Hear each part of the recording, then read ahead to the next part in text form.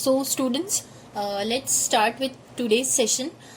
Today's session is all about cash flow statement. हम last session में already cash flow statement start कर चुके हैं. आज हम कुछ प्रैक्टिकल क्वेश्चन लेने वाले हैं. आपकी बुक में प्लीज पेज नंबर रेफर कीजिएगा, पेज नंबर 82, जहां से प्रैक्टिकल क्वेश्चन स्टार्ट हो रहे हैं कैश फ्लो स्टेटमेंट के. अच्छा, कैश फ्लो स्टेटमेंट प्रिपेयर करने के दो मेथड होते हैं. एक तो डायरेक्ट मेथड होती है और एक तो होती है इनडायरेक्ट मेथड. ठीक है, जब डायरेक्ट मेथड से प्रिपेयर नहीं कर पाते हैं आप कैश फ्लो स्टेटमेंट, तब हम अडॉप्ट करते हैं इनडायरेक्ट मेथड. अच्छा, ये दोनों ही मेथड ना आपको उसमें भी दे रखी है, अकाउंटिंग स्टैंडर्ड में भी दे रखी है. ठीक है, तो ऐसा नहीं है कि ये डायरेक्ट मेथड और इनडायरेक्ट मेथड सिर्फ एडवांस अकाउंट्स का कोई कॉन्सेप्ट है. It is a very good accounting principles जो अकाउंटिंग स्टैंडर्ड ने भी डिफाइन किया है. और ये जो भी हम कैश फ्लो स्टेटमेंट की अकाउंटिंग कर रहे हैं, ये एज पर अकाउंटिंग प्रिंसिपल्स कर रहे हैं हम लोग. ओके, तो इसमें कोई भी आपको लोड वाली बात नहीं है. एज पर accounting principles and practices we are doing it. ठीक है, आप लोग प्लीज नोटबुक का पेज नंबर रेफर कीजिए, पेज नंबर 82. ठीक है, जहां पर डायरेक्ट मेथड का पहला क्वेश्चन दे रखा है. अच्छा, एक इंपॉर्टेंट चीज मैं आपको बताना चाहूंगी कि डायरेक्ट मेथड आप लोग कब यूज करते हैं. डायरेक्ट मेथड हम लोग यूज करते हैं तब जब आपके पास डायरेक्टली सारी इन्फॉर्मेशन हो कैश की, कैश से रिलेटेड. जब भी कैश से रिलेटेड सारी इन्फॉर्मेशन है अगर आपके पास, तो हम लोग डायरेक्ट मेथड यूज करेंगे. ठीक है, तो कैश में कितना पैसा आ रहा है और कितना पैसा जा रहा है, जब आपके पास क्लियर कट इन्फॉर्मेशन है कि कितना पैसा आ रहा है और कितना पैसा जा रहा है कैश से रिलेटेड, तब हम लोग डायरेक्ट मेथड यूज करेंगे. ठीक है, जैसे कि से सपोज मान लीजिए कि आपके पास कैश अकाउंट दिया हुआ है या कैश बुक दे रखी है. ठीक है, या फिर क्वेश्चन में आपको कोई भी फाइनेंशियल स्टेटमेंट दे रखा है जिसमें आपको पूरा कैश से रिलेटेड इंफॉर्मेशन दे रखी है. ठीक, तो ऐसे समय पर हम डायरेक्ट मेथड अप्लाई कर सकते हैं. ठीक है, इनडायरेक्ट मेथड हम तभी अप्लाई करेंगे जब हम डायरेक्ट मेथड अप्लाई नहीं कर पा रहे हैं. इसका मतलब इनडायरेक्ट मेथड हम तब अप्लाई करेंगे जब हमारे पास कैश से रिलेटेड कंप्लीट इंफॉर्मेशन नहीं है. Only at that time we will use the indirect method. Okay okay, so now let's start with the question. Direct method में देखिए एक फॉर्मेट होता है कैश फ्लो स्टेटमेंट, जैसे कि ये एक स्टेटमेंट है. मैं आपको बता दूं, मैंने एक एक्सेल शीट भी ओपन कर रखी है जहां पर हम लोग कैश फ्लो स्टेटमेंट बनाएंगे. ठीक है, तो यहाँ पर मैंने एक फॉर्मेट बनाया. जैसे आपको क्वेश्चन में क्या दिया हुआ है, क्वेश्चन में दिया हुआ है कि आपके पास एक P&L अकाउंट है for the year ended on 31 मार्च 2019. मतलब आपको जो ईयर एंड हो रहा है 31 मार्च 2019 को, उस समय पर उस ईयर एंडिंग के फाइनेंशियल स्टेटमेंट के साथ आपको क्या बनाना है, कैश फ्लो स्टेटमेंट बनाना है. अच्छा, 3 एक्टिविटी कल हम ऑलरेडी डिस्कस कर चुके थे. That is operating activity, investing activity and financing activity. So from the following information, question में दिया है calculate the net cash flow from the operating activity applying the direct method. Question में directly clear cut information दे रखी है कि आपको कौन सी activity से कैश निकालना है, ऑपरेटिंग एक्टिविटी से. सिर्फ और सिर्फ ऑपरेटिंग एक्टिविटी से कैश फ्लो निकालने की बात की गई है. अभी आपको इस क्वेश्चन में इन्वेस्टिंग और फाइनेंसिंग के बारे में कुछ भी नहीं बोला है. आपको उससे कैश नहीं निकालना है. आपको कैश फ्लो कैसे निकालना है, ओनली ऑपरेटिंग से. और वो और क्लियरली मेथड भी बता दिया है कि कौन सी मेथड अप्लाई करनी है, डायरेक्ट मेथड अप्लाई करनी है. तो ये क्वेश्चन तो बहुत ही सिंपल हो गया. इसलिए हो गया क्योंकि यहाँ पे आपको क्लियर कट पता है कि आपको कौन सी एक्टिविटी से निकालना है और मेथड कौन सी लगानी है. देखिए, लेटर ऑन जब हमारी प्रैक्टिस हो जाएगी और जब मोर टेक्निकल क्वेश्चन हमारे सामने आएंगे, तब आपको पता चलेगा कि आपको क्वेश्चन में नहीं दे रखेंगे कि डायरेक्ट मेथड लगाना है या इनडायरेक्ट मेथड लगाना है. आपको क्वेश्चन को देखकर समझ में आना चाहिए कि डायरेक्ट मेथड लगाना है या इनडायरेक्ट मेथड लगाना है. ठीक है, अभी एक चीज ध्यान दीजिएगा, ये कोई इसमें there is no need to worry about that कि हमें क्वेश्चन देख के कैसे समझ में आएगा कि डायरेक्ट मेथड लगाना है या इनडायरेक्ट मेथड.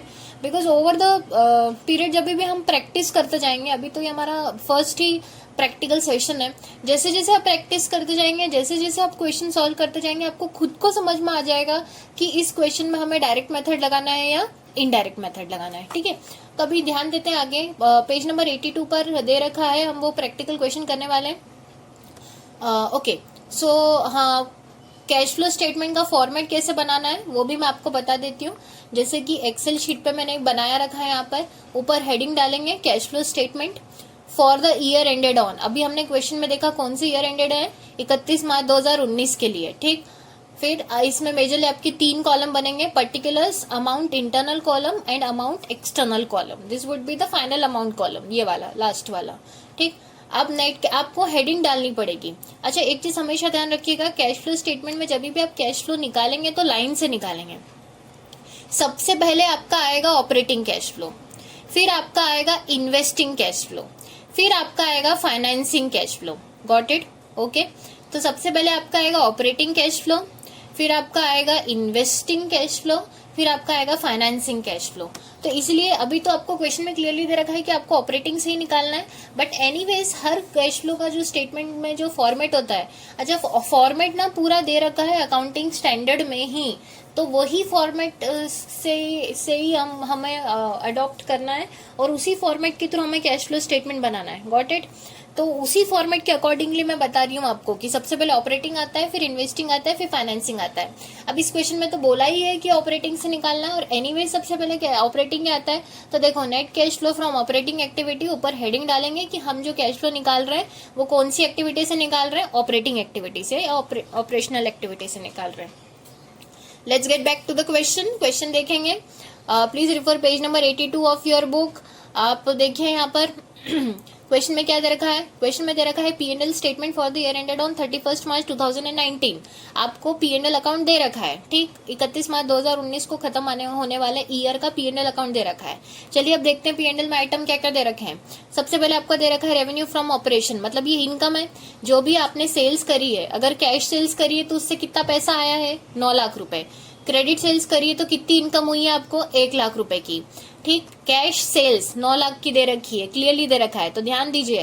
कैश सेल्स है मतलब सेल्स किया है अगर आपने और कैश में किया है, मतलब माल बेचा और कैश में बेचा है, मतलब पैसा आया है, इनफ्लो हुआ है। माल बेचने पे आपके पास पैसा आता है, ये कैश सेल्स है, मतलब 9 लाख का क्लियर कट इनफ्लो है। और ये रेवेन्यू सेल्स तो आपकी day to day operating activity है ना। लास्ट लेक्चर में हम लोग डिस्कस कर चुके हैं कौन कौन सी ऑपरेटिंग एक्टिविटी होती है, कौन कौन सी इन्वेस्टिंग एक्टिविटी होती है और कौन कौन सी फाइनेंसिंग एक्टिविटी होती है। तो सेल परचेज आपके लिए क्या होता है, operating activity, it is day to day operational activity. तो अगर सेल करने से या ऑपरेशन से कैश आया है तो वो इनफ्लो फ्रॉम ऑपरेटिंग एक्टिविटी है। मतलब इसमें एक चीज हमें समझ में आ गया कि ये 9 लाख रुपए का हमें ऑपरेशन से क्या हो रहा है, इनफ्लो हो रहा है, तो हम ये कैश फ्लो स्टेटमेंट में क्या बताएंगे, इनफ्लो में बताएंगे। Got it? तो अगर मैं जो कैश फ्लो स्टेटमेंट में बताना है तो सबसे पहले मैं इनफ्लो अगर रिकॉर्ड करती हूँ तो यहाँ पर मैं हेडिंग दे सकती हूँ चाहूँ तो कि मैं इनफ्लो रिकॉर्ड कर रही हूँ। सबसे पहला इनफ्लो मेरा क्या है, कैश सेल्स। तो कैश सेल्स से मुझे पैसा आया है पॉजिटिव, कितना पैसा आया है, 9 लाख रुपए की है, तो 9 लाख रुपए का मैं यहाँ पे क्या रिकॉर्ड कर लूंगी, कैश सेल्स रिकॉर्ड कर लूंगी। Okay, got it. Next question में देखते हैं आगे। क्रेडिट पर तुमने सेल किया 1 लाख रुपए का, लेकिन क्रेडिट पर तुमने माल बेचा है लेकिन वो उसमें कैश तो नहीं आया है ना। उधारी पे माल बेचा मतलब क्या होता है कि इनकम हुई है लेकिन कैश नहीं आया है, तो वही है 1 लाख रुपीज का तुम ऑपरेशन एक्टिविटी तो है लेकिन ये इनफ्लो नहीं है कैश, तो इसका कैश पर कोई इम्पैक्ट नहीं पड़ेगा। ओके, नेक्स्ट हम देखते हैं profit on sale of investment. तुमने कोई तो इन्वेस्टमेंट बेचे हैं जिसके ऊपर प्रॉफिट हो रहा है 50,000 रुपीज का। पहली इंपॉर्टेंट चीज, ये इनफ्लो है नो डाउट, क्योंकि तुमने इन्वेस्टमेंट बेचा होगा तो पैसा आया होगा, लेकिन ये इन्वेस्टमेंट से तुमको प्रॉफिट हो रहा है, इन्वेस्टमेंट से प्रॉफिट हो रहा है, मतलब इन्वेस्टमेंट बेचने पर, सेल ऑफ इन्वेस्टमेंट बेचने पर तुमको इनफ्लो हो रहा है 50,000 रुपीज का। इसका मतलब ये है कि ये इन्वेस्टिंग एक्टिविटी से इनफ्लो है, ये ऑपरेटिंग एक्टिविटी से इनफ्लो नहीं है। और अगर ये ऑपरेटिंग एक्टिविटी से इनफ्लो नहीं है तो ये इस क्वेश्चन के लिए रिलेवेंट नहीं है। Got it? बात समझ में आती है? ये इस क्वेश्चन के लिए रिलेवेंट नहीं है क्योंकि इस क्वेश्चन में आपको सिर्फ और सिर्फ कैश फ्लो निकालना है ऑपरेटिंग एक्टिविटी से। तो हम इनफ्लो और आउटफ्लो रिकॉर्ड करेंगे only through operating activity. Got it? अभी देखो ये टोटल रेवेन्यू, मतलब मेरे हिसाब से देखा जाए तो फर्स्ट पार्ट तुम्हारा रेवेन्यू का है, इसका मतलब तुम्हारा इनफ्लो का पार्ट पूरा कवर हो चुका है। ठीक, आगे बढ़ते हैं। एक्सपेंसेस, एक्सपेंसेस में तुमने क्या रिकॉर्ड किया, परचेसेस। परचेसेस तुमने करी कैश में, कितने के परचेस करिए, 6 लाख की। 6 लाख की कैश परचेस करिए, मतलब माल खरीदा है तुमने और पैसे दिए, कैश पेमेंट किया है। अच्छा, परचेस और सेल ऑपरेटिंग एक्टिविटी है ना। अब परचेस किया है तो कैश जा रहा है ना, क्योंकि तुम कैश का पेमेंट कर रहे हो, तो ये आउटफ्लो है। कौन सी एक्टिविटी से आउटफ्लो है? ऑपरेटिंग एक्टिविटी से आउटफ्लो है। Got it? तो इसका मतलब हम ये वाली जो ट्रांजेक्शन है इसको हम कैश फ्लो स्टेटमेंट में शो करेंगे, ऑपरेटिंग एक्टिविटी में शो करेंगे और काय में शो करेंगे? आउटफ्लो में शो करेंगे। Got it? तो चलते हैं हम कैश फ्लो स्टेटमेंट में। से सपोज मैं यहाँ पर हेडिंग दे देती हूँ आउटफ्लो की। आउटफ्लो की हेडिंग दे दी है मैंने। फर्स्ट ट्रांजेक्शन क्या है मेरा? Cash purchase. तो यहाँ पे मैं लिख देती हूँ कैश परचेज और अमाउंट कितने का है? 6 लाख रुपीज का है। Okay, got it? तो 6 लाख रुपीज का मैंने क्या रिकॉर्ड कर लिया? कैश परचेज रिकॉर्ड कर लिया। नेक्स्ट क्वेश्चन देखते हैं हम लोग। क्वेश्चन में क्या है? क्रेडिट परचेज है। क्रेडिट परचेज कितने की है? 2 लाख रुपए की क्रेडिट परचेज है। तो 2 लाख रुपए की क्रेडिट परचेज, तो ये तुम्हारी उधारी पे माल तुमने खरीदा है। उधारी पे माल खरीदा है तो ये एक्सपेंस तो है, बट तुमने अभी तक पेमेंट नहीं किया है ना। पेमेंट नहीं किया मतलब कैश पर कोई इम्पैक्ट नहीं गया है। कैश पर कोई इम्पैक्ट नहीं गया है मतलब ये कैश ट्रांजेक्शन नहीं है। और अगर ये कैश ट्रांजेक्शन नहीं है तो ये कैश फ्लो स्टेटमेंट में इसकी कोई एंट्री नहीं होगी। भाई स्टेटमेंट का नाम ही कैश फ्लो स्टेटमेंट है, तो तुम ओनली क्या रिकॉर्ड करोगे? Only inflow and outflow of cash. तो इसमें ना तो इनफ्लो हो रहा है ना आउटफ्लो हो रहा है। अभी तो ये क्रेडिट पर ट्रांजेक्शन है तो इसको छोड़ देंगे। नेक्स्ट देखिए वेजेस। वेजेस कितने की दी हुई है? 1 लाख रुपए की। तो अभी तुमको क्रेडिट का कुछ भी नहीं बोला गया, मतलब ये मान लो कि ये वेजेस का तुमने पेमेंट किया है, और पेमेंट किया है तो हम इसको कैश फ्लो स्टेटमेंट में आउटफ्लो में रिकॉर्ड करेंगे, राइट? तो मैं वेजेस पेमेंट करते ना, एक्सपेंस है ना ये, तो कैश गया होगा ना। तो कैश गया होगा तो मैं यहाँ पे रिकॉर्ड कर देती हूँ आउटफ्लो में। क्या रिकॉर्ड करूँ? वेजेस। ठीक है, सॉरी, वेजेस। ओके, कितने की वेजेस है क्वेश्चन में देखेंगे? वेजेस है आपकी 1 लाख रुपए की, तो मैं 1 लाख की यहाँ पे वेजेस बता रही हूँ आउटफ्लो में। ओके, नेक्स्ट आगे बात करते हैं। क्वेश्चन देखेंगे। वेजेस के बाद डेप्रिसिएशन ऑन प्लांट दे रखा है 20,000 रुपीज का। Okay, depreciation on plant expenditure है, नो डाउट, मैंने माना, लेकिन एक चीज ध्यान दीजिए, डेप्रिसिएशन हम ऑलरेडी चैप्टर भी कर चुके हैं ना। सेकंड चैप्टर में डेप्रिसिएशन का कॉन्सेप्ट बहुत अच्छे से समझ चुके हैं। ध्यान दीजिएगा, डेप्रिसिएशन का मतलब क्या होता है? डेप्रिसिएशन का मतलब ये होता है कि over the period of time asset की वैल्यू क्या हो रही है? कम हो रही है। अब over the period of time asset की वैल्यू अगर कम हो रही है, इसका मतलब ये हुआ कि हम सिर्फ उसका लॉस जो है वो बुक्स ऑफ अकाउंट्स में रिकॉर्ड कर रहे हैं। बात समझ में आ रही है?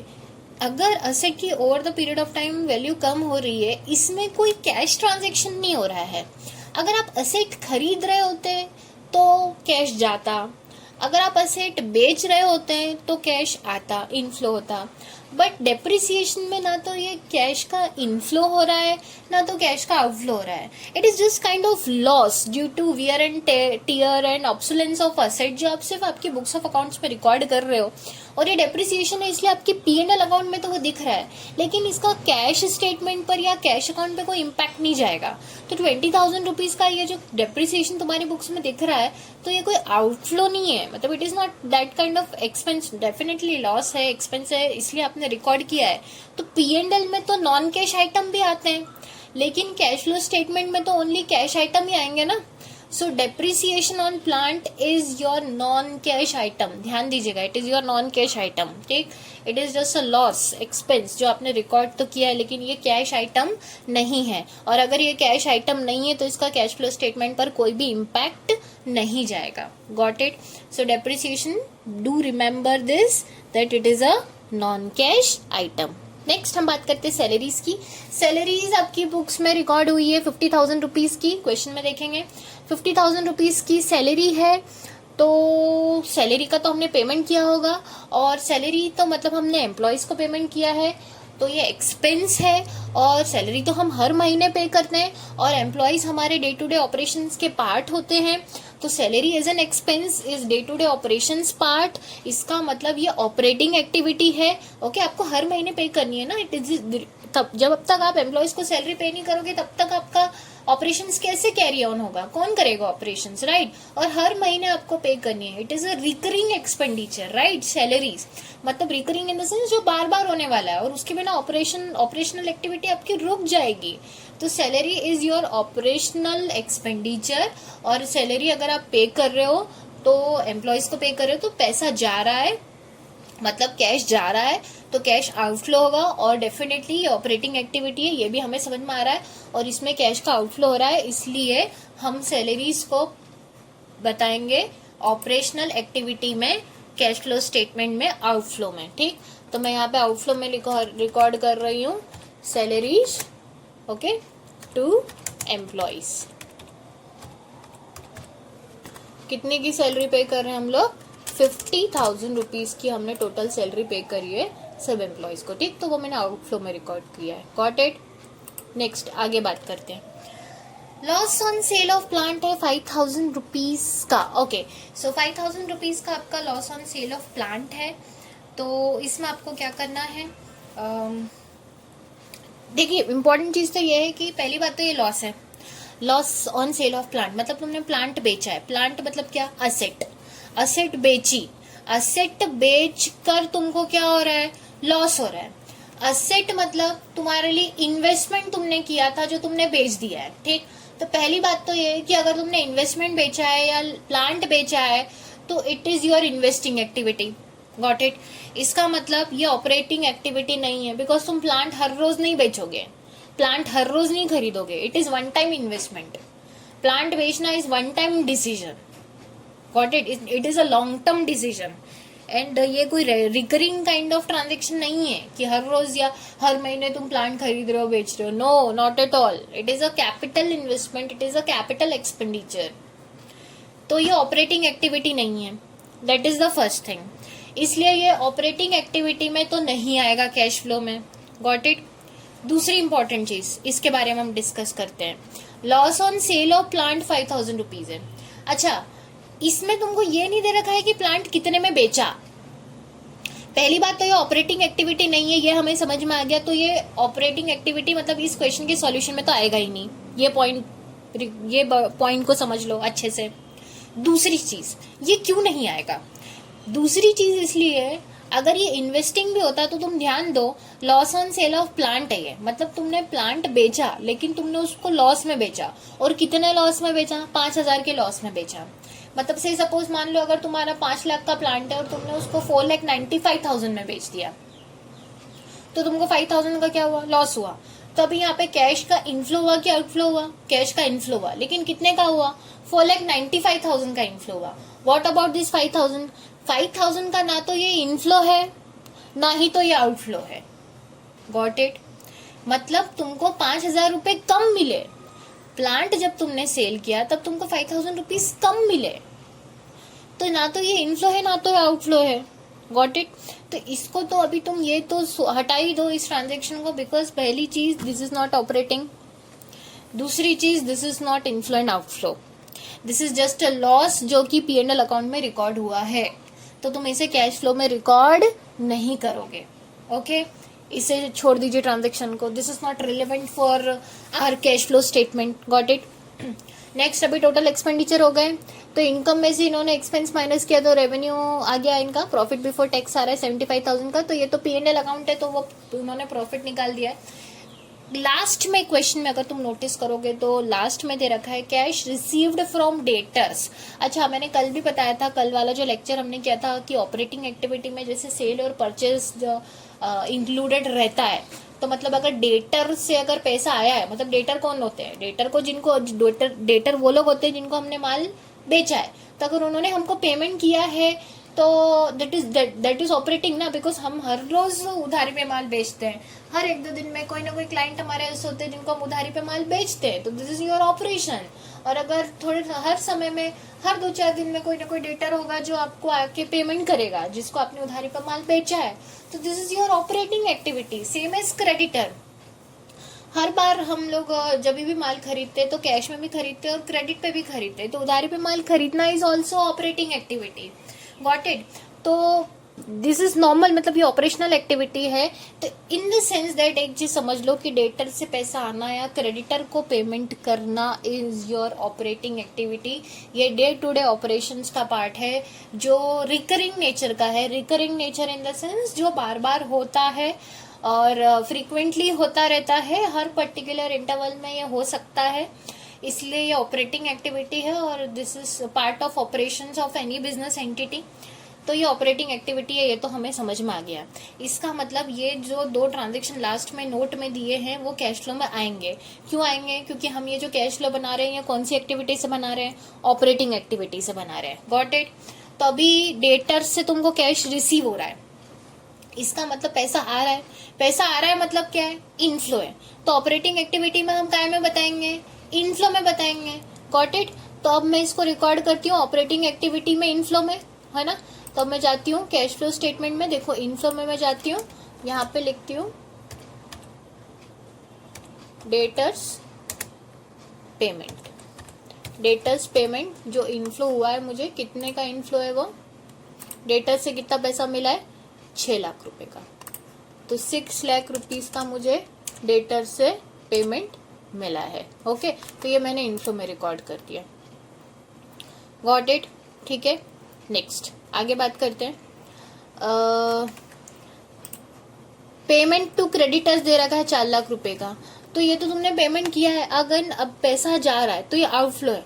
कौन सी एक्टिविटी? ऑपरेटिंग है, हमें मालूम है। तो आउटफ्लो में रिकॉर्ड कर दूं, यहाँ पे मैं लिख देती हूँ क्रेडिटर्स पेमेंट।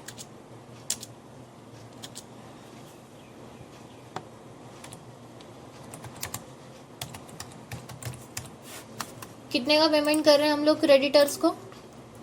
4 लाख रुपीस का। तो आउटफ्लो आप बताएंगे 4 लाख रुपीस का। Okay, sorry, is this 40,000? No, it is 4 lakh rupees. मैं रिकॉर्ड करती हूँ अगेन, 4 लाख रुपए का मैंने बताया है आउटफ्लो क्रेडिटर्स। ठीक, नेक्स्ट हो गया ये वाला रिकॉर्ड। आगे क्वेश्चन में कुछ और दे रखा है? नहीं, आगे सॉल्यूशन दे रखा है क्वेश्चन में, right? Okay, fine. So this was your all about the question. जितने भी ट्रांजेक्शन थे वो हमने रिकॉर्ड कर लिए हैं। देखिए क्वेश्चन में ना P&L अकाउंट में क्लियरली दे रखा था कि कौन कौन से कैश ट्रांजेक्शन हैं, कहाँ कहाँ से पैसा आ रहा है, कहाँ कहाँ से पैसा जो है वो जा रहा है, वो आपको क्लियरली दे रखा था। ओके, तो इसलिए हमने बहुत अच्छे से उसे रिकॉर्ड कर लिया। ठीक, अब हमारे पास सारे ट्रांजेक्शन रिकॉर्ड है। बहुत इंपॉर्टेंट चीज़ है ये चीज़ समझना। देखिए कि जब भी आपके पास क्लियर कट इन्फॉर्मेशन है कि कितना पैसा आ रहा है और कितना पैसा जा रहा है, अगर आपके पास क्लियर कट इन्फॉर्मेशन है, गॉट इट, तो आपको डायरेक्ट मेथड लगानी है। It is very simple. अगर आपके पास क्लियर कट इन्फॉर्मेशन नहीं है कि कितना पैसा आ रहा है और कितना पैसा जा रहा है, तभी आपको इनडायरेक्ट मेथड लगानी है। Got it? इस क्वेश्चन में हमें पता था कि कितना इनफ्लो है, कितना आउटफ्लो है। ट्रांजेक्शन भी सारे क्लियरली समझ में आ रहे थे, इसलिए हमने क्या अप्लाई किया? डायरेक्ट मेथड अप्लाई किया।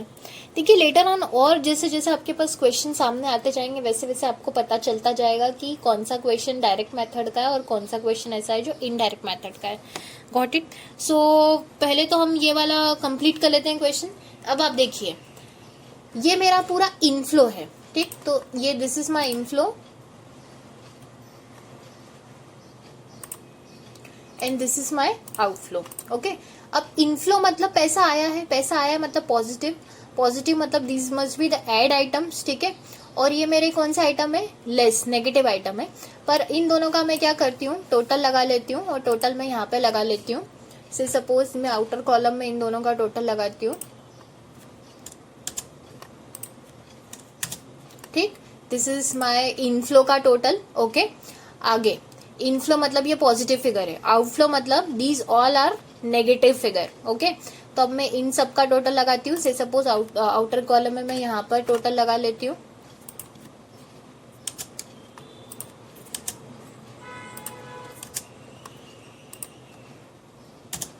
Okay, so this is my outflow 11,50,000 rupees का। ठीक, तो इनफ्लो मेरे पास है और आउटफ्लो अब मेरे पास है। तो अगर अब मैं चाहूँ कि नेट कैश फ्लो मतलब मेरे पास नेट इतना पैसा आया है 15 लाख का और 11,50,000 का पैसा गया है, राइट? तो अब अगर मैं ये बोलूँ कि कितना एक्चुअली नेट कैश फ्लो हुआ है आपके पास, तो आप कैसे निकालोगे? इनफ्लो माइनस आउटफ्लो, यही करेंगे हम लोग, राइट? तो यहाँ पर मैं नेट कैश फ्लो कैसे निकालूंगी? This sale minus this sale. Okay, तो नेट कैश फ्लो कितना आ रहा है आपका? 3,50,000 रुपीज का आ रहा है। क्वेश्चन में जो सॉल्यूशन दे रखा है उसमें भी यही आ रहा है। 3,50,000 रुपीज का आपका क्या आ रहा है, नेट कैश फ्लो आ रहा है। कौन सी एक्टिविटी से आ रहा है, ये ऑपरेटिंग एक्टिविटी से आ रहा है। तो मैं कैसे लिखूंगी, net cash flow from operating activity. Okay, so this is how we will record. Okay, अभी आप इसको प्रॉपरली प्रेजेंट कर सकते हैं। ठीक है, आपको जब भी आप बनाएंगे तो इसको प्रॉपरली प्रेजेंटेशन करना है। एक्सेल पे ध्यान दीजिएगा, अच्छे से प्रेजेंट करना है। एग्जाम में आपको प्रेजेंटेशन के भी मार्क्स रहेंगे। सो this is how you can present it well. आपको समझ में आया होगा कैश फ्लो बनाना कैसे है। हम इसको अच्छे से प्रेजेंट कर सकते हैं। यहाँ पे आप बॉर्डर दीजिएगा, प्रॉपर टेबल बना दीजिएगा। ओके,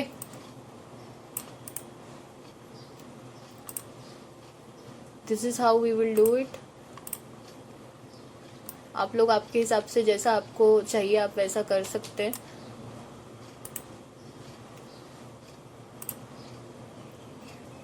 और अच्छे तरीके से आप लोग कैसे प्रेजेंट कर सकते हैं, that you can do. Okay fine, but formula बहुत इंपॉर्टेंट चीज ये है कि फॉर्मूला, जैसे कि ये एग्जाम में ना आपको पता होना चाहिए। एग्जाम में ना आपको फॉर्मूलेज दिखना चाहिए। तो sorry, we can put it again.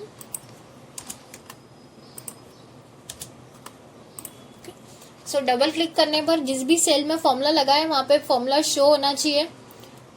Alright, और वो प्रॉपरली दिखना चाहिए कि हाँ यहाँ पर आपने फॉर्मूला लगाया हुआ है, तभी आपको मार्क्स मिलेंगे, अदरवाइज मार्क्स नहीं मिलेंगे।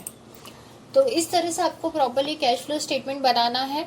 बहुत ही सिंपल है। डायरेक्ट मेथड में तो सिर्फ आपको क्या करना है, सिर्फ फॉर्मेट बनाना है, कैश फ्लो स्टेटमेंट हेडिंग देनी है, कौन से ईयर एंडिंग का आप बना रहे हो वो भी आपको देना है। बहुत इंपॉर्टेंट चीज है, ईयर एंडिंग का देना है। पर्टिकुलर अमाउंट के 2 कॉलम बनेंगे। इनफ्लो और आउटफ्लो आपको अलग अलग रिकॉर्ड करना है। इनफ्लो पॉजिटिव फिगर्स है, आउटफ्लो नेगेटिव फिगर्स है। जितने भी पॉजिटिव फिगर्स है वो प्लस कर लीजिए, जितने भी नेगेटिव फिगर्स है वो प्लस कर लीजिए, पॉजिटिव माइनस कर दीजिए नेगेटिव। राइट, तो आपका आसानी से जो net cash flow from operating activity है या जिस भी एक्टिविटी से आप कैश फ्लो निकाल रहे हो आसानी से आप निकाल सकते हैं।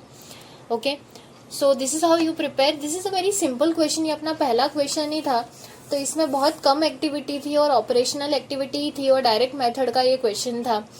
अब जब हम नेक्स्ट क्वेश्चन करने वाले हैं वो हम करने वाले हैं, अगेन मैं अभी डायरेक्टली एकदम से जंप नहीं करूंगी डायरेक्ट मेथड पे। पहले हम डायरेक्ट मेथड के 2-3 क्वेश्चन करेंगे।